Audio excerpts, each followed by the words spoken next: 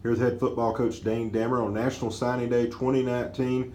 Coach, 28 future Highland Cavaliers signed today. Your impressions of this class and the work that you and your staff have put in?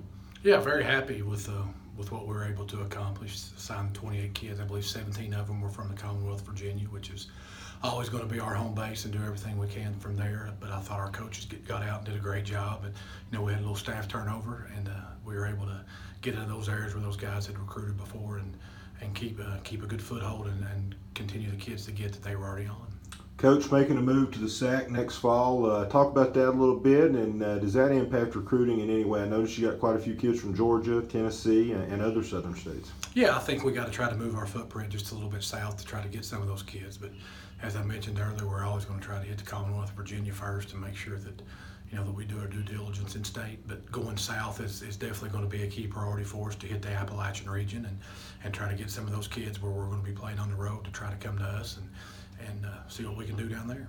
You signed 3 quarterbacks, all 3 relatively local, 1 from Tennessee and then 2 from what I would consider Southwest Virginia.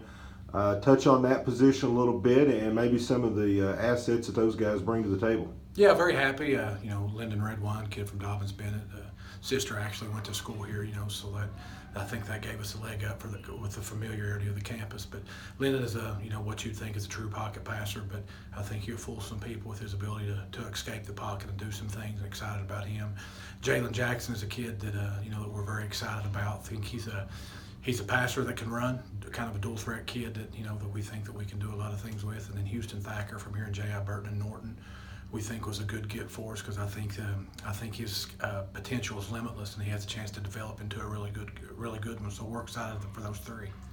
I think people look at that list that'll go out later this afternoon. A lot of guys from the Tri-Cities area, and then for the first time in my 15 years or so here, really hit Greenville pretty hard and got some kids out of Greenville. That's been a highly successful program over there.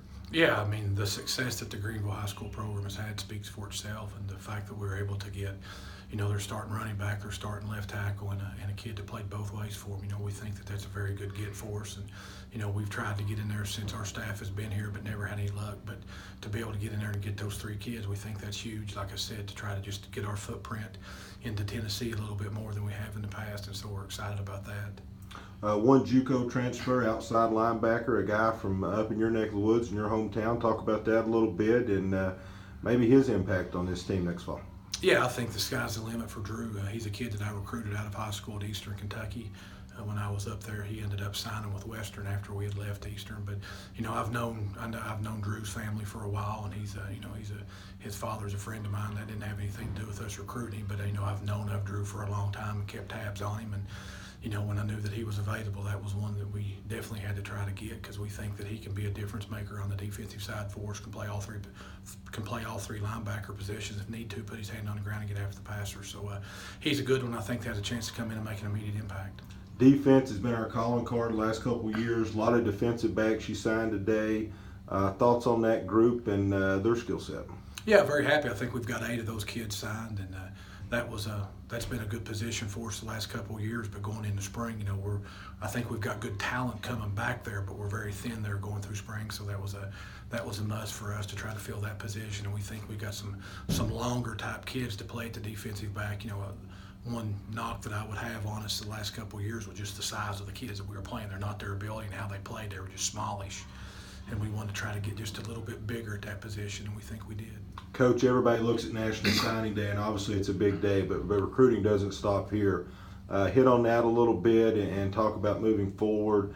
Maybe potential sign some more kids. I know you can't speak on them by name, but just how this process continues as we go throughout the rest of the spring and really this next week. Yeah, I mean, National Signing Day is just the first day that you can sign, so we're still hoping for a couple more that we think we got an excellent chance of getting. But, there's still some needs that we need to try to fill, on both sides of the lines and try to get a couple kids there. But, we're happy with where we're at, excited for this coming spring. Got some new coaches to break in and excited what they're going to bring to the staff and see what we can get done there. Coach, thank you for your time and congratulations on what we all hope is a great signing class. Thank you very much, Darryl.